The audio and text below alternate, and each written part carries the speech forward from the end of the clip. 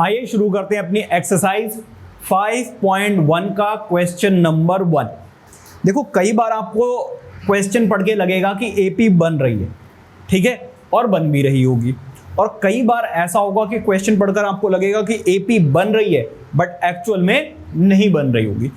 ये आपको अपने माइंड में नहीं मानना है कि बन रही है नहीं बन रही है, आपको कैलकुलेट करके चेक करना है। समझ में आ रही बात या नहीं? जैसे कि एक बार सारे क्वेश्चंस फटाफट पढ़ेंगे, फिर इनको वन बाय वन सॉल्व भी करेंगे। जरा देखिएगा, वो आपसे कह रहे हैं a taxi fare after each kilometre when the fair is 15 rupees for the first kilometre and 8 rupees for each additional kilometre. मतलब पहले किलोमीटर के वो लेगा 15 रुपीज और बाकी हर एक किलोमीटर में वो 8 ऐड करता रहेगा। समझ में आ रही बात या नहीं? इस तरीके से, मतलब पहले किलोमीटर के सिर्फ 15 रुपीज लेगा, नेक्स्ट किलोमीटर में क्या करेगा, वो 8 ऐड कर देगा। जब नेक्स्ट किलोमीटर आएगा तो इसमें 8 और ऐड कर देगा। सो बेसिकली एक कॉमन नंबर बार बार ऐड किया जा रहा है, therefore this will form an AP, है ना। अब यहां पर आ जाओ, जरा ये वाला क्वेश्चन ध्यान से समझिएगा। वो आपसे क्या कह रहे हैं, क्वेश्चन को पढ़ो। वो कह रहे हैं कि एक सिलेंडर है, ठीक है भाई, सिलेंडर है मान लिया। फिर वो आपसे कह रहे हैं कि इसके अंदर गैस भी भरी हुई है, चलो भाई इनकी ये भी बात हमने मान ली। अब वो बेटा ये कह रहे हैं कि इसके ऊपर लगा हुआ है एक इस तरीके का पाइप या फिर ओपनर वगैरह कुछ भी। वो ये कह रहे हैं कि आप जब भी इसको प्रेस करते हो तो इसकी 1/4 गैस क्या है, बाहर निकल जाती है। पढ़ लो क्वेश्चन। फिर आप दोबारा से पंप करोगे, दोबारा से 1/4 निकल जाएगी, दोबारा से पंप करोगे फिर से 1/4 निकल जाएगी। बताओ एपी फॉर्म हो रही है नहीं हो रही है? हाँ जी, लग रही है ना। लेकिन बेटा यहां पे फॉर्म नहीं होगी। क्यों नहीं होगी, उसका रीजन अभी आपको पता चल जाएगा। तो ज्यादा टाइम वेस्ट ना करते हुए शुरू करते हैं अपना फर्स्ट क्वेश्चन। रीड कर लिया बेटा आप लोगों ने फर्स्ट पार्ट को जरा देखिएगा। फर्स्ट पार्ट की अगर मैं बात करूं तो लिखेंगे लेट चार्जेस या fare for first kilometre equals to 15 rupees. ठीक है बेटा, आगे रुपीज का साइन लगा दो। इसको हमने 15 रुपीज मान लिया है, मान क्या लिया, दिया हुआ है आई मीन, ठीक है। And fair for each additional kilometre. Additional kilometre के बेटा वो कितने रुपए ले रहा है, 8 रुपीज।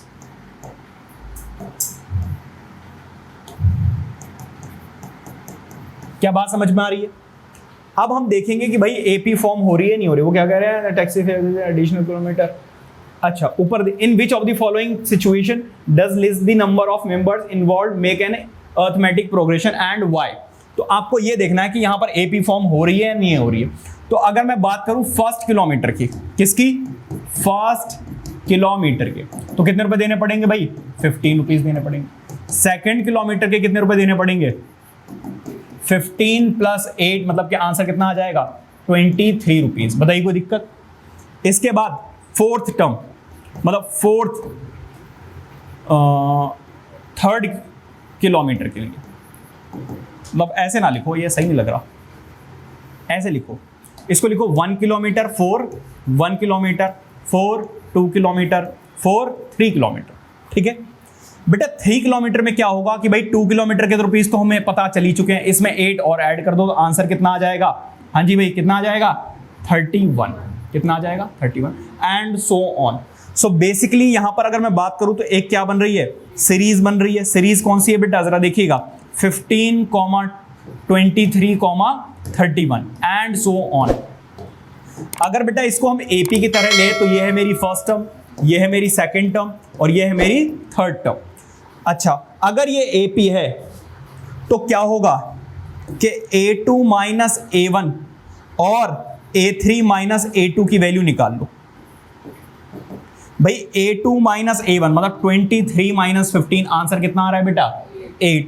और यहां पर क्या आ रहा है, 31 - 23, आंसर अभी भी कितना आ रहा है। तो बेटा सिंस आप लिखोगे, सिंस यहां पर देखो जरा, A2 माइनस A1 जो है वो किसके इक्वल आ रहा है, A3 माइनस A2 के। अगर ऐसा होता है तो बेटा hence this situation forms an AP. आप क्लियरली देख सकते हो। अगर बेटा क्या है, एपी की कंडीशन क्या है कि अगर टू कॉन्जिक्यूटिव टर्म्स के बीच का डिफरेंस कॉमन है तो वो क्या हो जाता है, एपी। हमने निकाल के देख लिया बेटा, कॉमन आ रहा था इसीलिए एक एपी है। तो इस तरीके आप लिखेंगे। समझ में आ गई बात है। नेक्स्ट अब आ जाओ बेटा इस पर, सेकेंड पार्ट बेटा जरा पढ़ो। अभी पढ़ा था हमने, the amount of air present in a cylinder when a vacuum pump removes 1/4 of the air remaining in the cylinder at a time। ठीक है, तो जरा समझिएगा कि यहां पर हो क्या रहा है। अगर आप क्वेश्चन को सही से ऑब्जर्व करें तो वो आपसे कह रहे हैं कि भाई एक है सिलेंडर, ठीक है भाई, सिलेंडर ले लिया हमने। इसके बाद वो क्या कह रहे हैं, इसके अंदर गैस भी भरी हुई है, जैसा कि अभी हमने स्टार्टिंग में देखा था। अब इसके ऊपर क्या लगा हुआ है, एक पंप। इसको जैसे ही प्रेस करते हो बेटा इसमें से कितनी गैस निकल जाती है, 1/4। दोबारा से पंप करोगे फिर से कितनी निकल जाएगी बेटा, 1/4। फिर से करोगे 1/4। तो बेटा आपको ऐसा लग रहा होगा कि यहां पे क्या फॉर्म हो रही है, एपी फॉर्म हो रही है ना। लेकिन बेटा एपी फॉर्म क्यों नहीं हो रही है जरा समझिएगा। अगर बेटा मैं आपसे कहूं कि 400 का 1/4 निकालिए तो बेसिकली इसको आप क्या करेंगे, 4 से डिवाइड कर देंगे, आंसर कितना आ जाएगा, 100। Any problem. अब बेटा क्या बचा है, 100। अगर इसका 1/4 करोगे तो आंसर कितना आएगा बेटा, 25। अब अगर इसका 1/4 करोगे तो बेटा आंसर कितना आएगा, हाँ जी 4 6 24 एंड 4 2 समथिंग ही आ जाएगा। अब बेटा एक बात बताओ, अगर मैं इनके बीच का डिफरेंस, यहां पे देखो डायरेक्टली 300 कम हो गया, लेकिन यहां पर कितना कम हुआ, 75। तो अगर अमाउंट ज्यादा है तो उसका 1/4 भी ज्यादा होगा, अगर अमाउंट कम है तो उसका 1/4 भी कम होगा। क्या बात समझ में आ रही है। तो बेटा पहले ये पूरा सिलेंडर भरा हुआ था, जब मैंने इसको प्रेस किया तो उसका 1/4 ज्यादा होगा, मतलब एक बार में ज्यादा गैस निकल गई, इतनी गैस निकल गई। समझ में आ रही बातें। लेकिन अब बची इतनी गैस, जब आप दोबारा इसको प्रेस करोगे तो बेटा अब इसका थोड़ा सा कम पोर्शन बाहर निकलेगा, जब आप दोबारा से प्रेस करोगे तो बेटा इस बार और कम निकलेगा, क्योंकि हर बार 1/4 जो है वो कम होता चला जाएगा। समझ में आ रही बात है नहीं। तो बोल तो रहे 1/4, लेकिन जब पूरा सिलेंडर भरा होगा तो उसका बेटा 1/4 ज्यादा होगा। समझ में आ रही बात है नहीं। तो इसीलिए ये एपी फॉर्म नहीं होगी। लेकिन ऐसे थोड़े लिख कर आ जाएंगे, लिखेंगे कैसे वो भी तो जरूरी है। तो आप लिखोगे सेकेंड पार्ट में, let cylinder has x units gas. x unit gas है बेटा इसके अंदर, ठीक है। अच्छा अब इसके बाद जरा देखिए वो आपसे क्या कह रहे हैं, the amount present when the vacuum first है,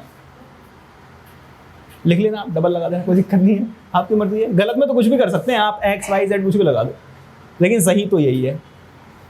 हाँ जी जरा देखिए, अब एक बात बताओ, फर्स्ट अटेम्प्ट जो होगा, फर्स्ट ओके बोल के रहे amount present in vacuum pump, first pump में बेटा क्या होगा, फर्स्ट पंप में कितनी एयर होगी बेटा, एक्स एयर होगी, एक्स थी तो, या फिर ऐसे लिखो air removed in first pump, basically हमारी क्या होगी, एयर पंप आउट भी कह सकते हैं।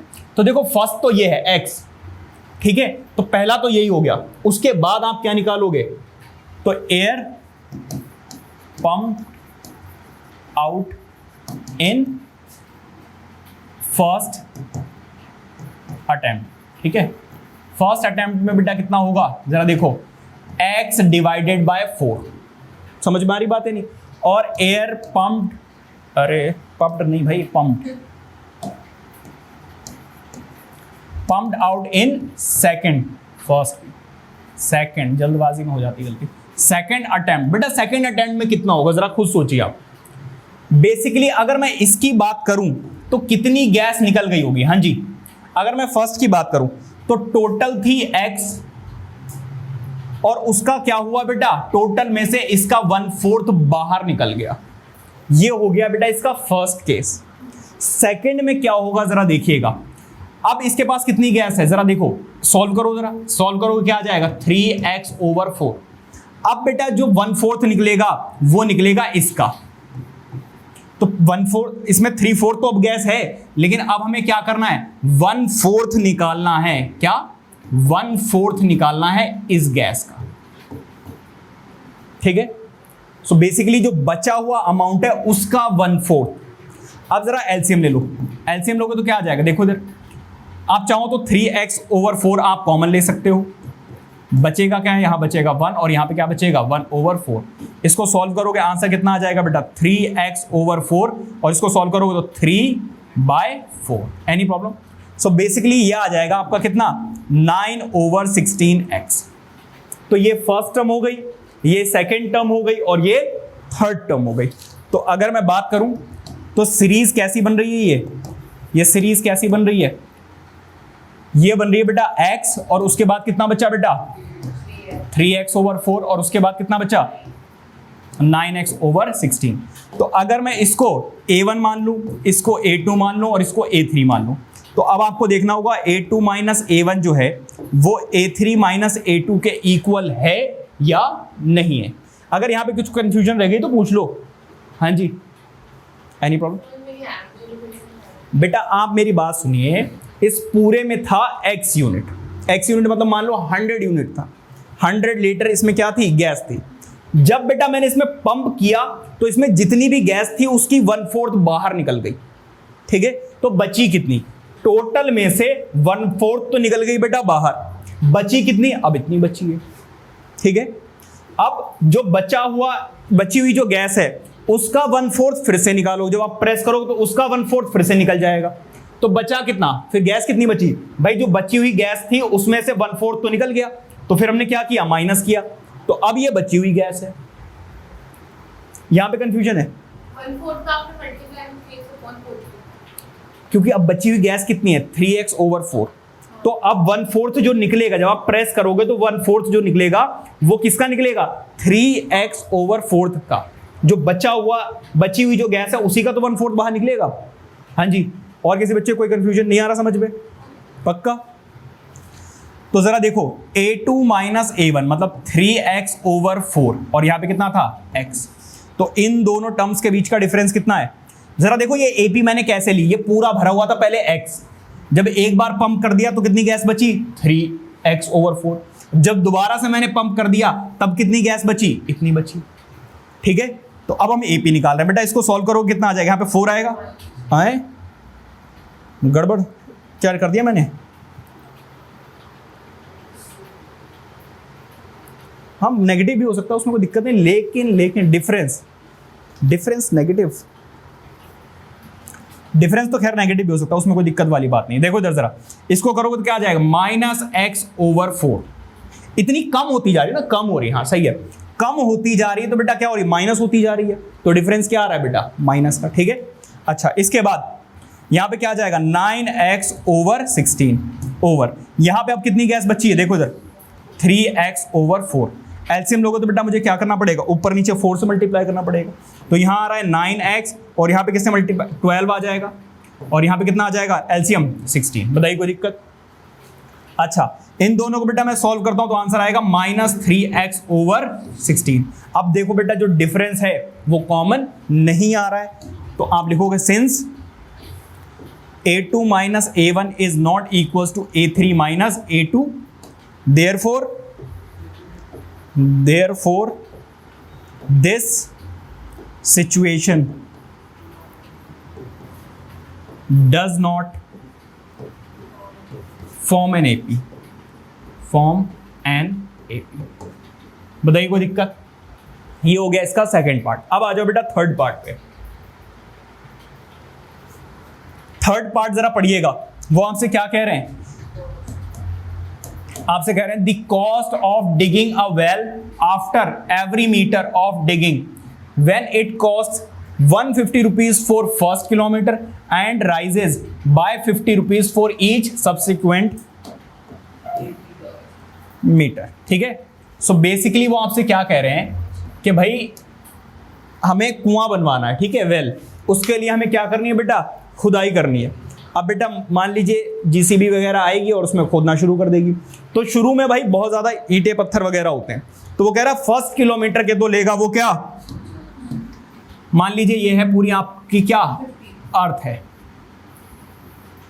और उसने बेटा यहां से डिगिंग शुरू कर दी, तो वो कह रहा है फर्स्ट मीटर के तो मैं लूंगा कितने, 150 रुपीज। उसके बाद जब 1 मीटर करूंगा तो सिर्फ 50 रुपए। उसके बाद फिर से 1 मीटर की जब खुदाई करेगा तो ऐसे करते करते ये पूरा का पूरा वेल बना देगा, और नीचे क्या होगा बेटा, पानी, और फिर मस्त एंजॉय करना आप लोग। ठीक है भाई, ये सिचुएशन है।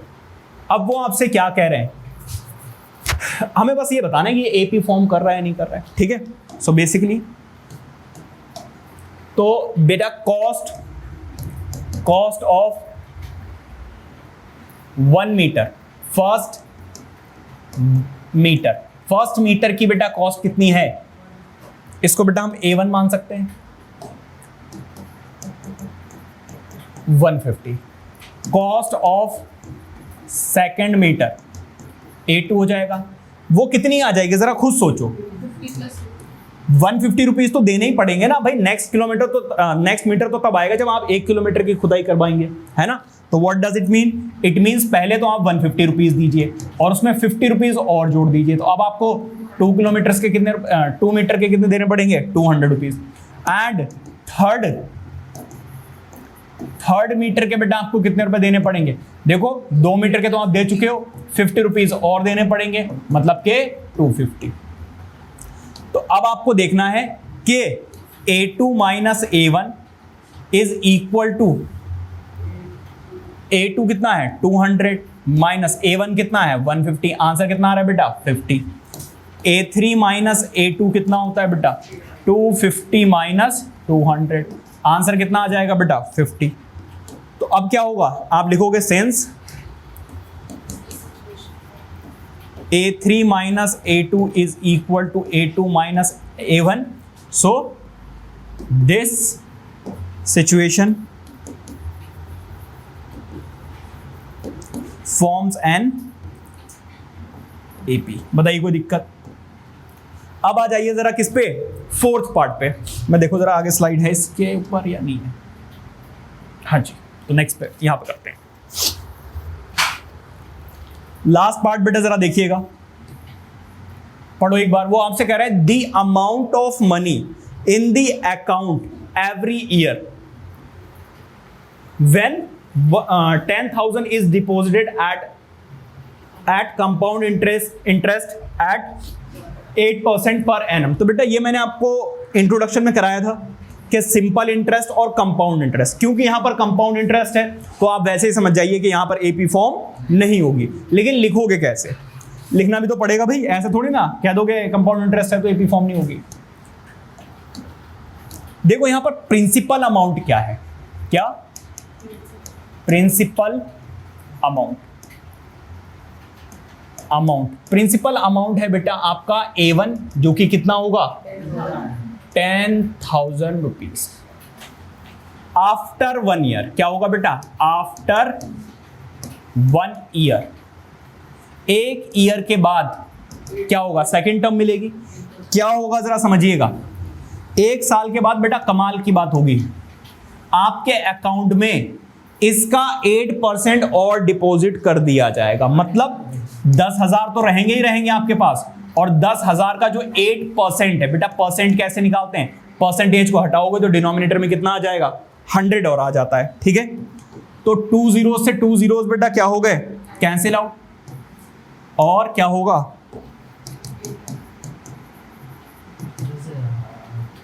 800 बेटा और आपके अकाउंट में एक्स्ट्रा आ गए। ठीक है, तो 1 साल के बाद आपके अकाउंट में हो जाएगा बेटा 10,800 रुपीज। बताइए कोई दिक्कत। बैंक में रखने का ये फायदा होता है बेटा, जब बैंक में पैसे रखते हो तो बैंक आपको एक्स्ट्रा पैसे देता है। क्यों देता है, क्योंकि वो बाकी लोगों से कमाता है। जैसे बैंक मान लीजिए अब तो 8% मिलता ही नहीं है, 4 से 5% या मैक्सिमम 6% मिलेगा आपको इंटरेस्ट, लेकिन जब आप लेने जाओगे तो वो 18%, 24%, 20% लेते हैं। तो हमसे मतलब पब्लिक से लिया उन्होंने 18% और आपको कितना दे दिया 5%, मस्त 13% का प्रॉफिट वो एंजॉय कर रहे हैं। समझ रहे हो ना? तो इस तरीके से बैंक जो है काम करते हैं, इसीलिए वो आपको इंटरेस्ट देती है। हर बैंक अगर इंटरेस्ट नहीं देगी तो आप क्यों रखोगे, अपने घर में रखोगे, है ना? वो बात अलग है भाई, CBI आ जाएगी।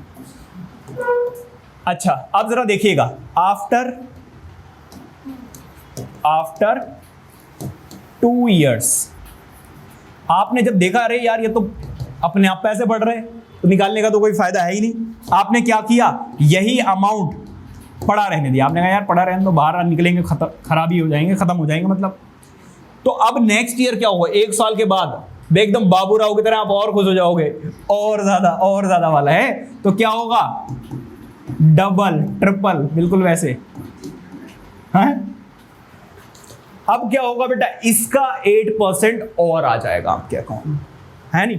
तो बेटा क्या होगा, 2 zeros से 2 zeros कैंसिल आउट, मल्टीप्लाई कीजिए जरा, 8 8 जा बेटा कितना होता है 64, तो यहाँ पे 6 आ जाएगा और 8 1 जा 8, तो ये और ऐड कर दीजिए। तो बेटा आफ्टर 2 years आपके अकाउंट में कितने आ जाएंगे, 4 6 16 और यहाँ पे कितना आ जाएगा बेटा 11,664। अब बताओ कितनी बढ़िया चीज है। लेकिन आप सोच रहे हैं यार ये तो बहुत कम है, बाहर रखोगे ये भी खत्म हो जाएंगे, ये भी नहीं मिलेंगे, ठीक है। अब जरा देखिएगा, अब हमें ये चेक करना है कि भाई ये एपी बन रही है नहीं बन रही। ज्यादा खुश होने की जरूरत नहीं है क्योंकि ये हमारे अकाउंट में नहीं आ रहे हैं, बस ये कैलकुलेट हो रही है वैल्यू। तो बेसिकली हमें देखना क्या, हमें देखना है A2 माइनस A1। A2 की वैल्यू कितनी है भाई 10,800 माइनस यहां पे कितना है बेटा 10,000, तो डिफरेंस कितना आ रहा है बेटा 800 का आ रहा है। फिर बेटा मैंने देखा A3 माइनस A2, A3 की वैल्यू कितनी है बेटा 11,664 माइनस A2 कितना है बेटा 10,800, तो बेटा दोनों का डिफरेंस आ रहा है 864। तो बेटा ये जो 64 है एक्चुअली आपको इंटरेस्ट के ऊपर भी इंटरेस्ट मिला है, इसलिए ऐसा हुआ है। तो अब आप देख रहे हो since A2 minus A1 is not equals to A3 minus A2, hence this situation does not form an AP।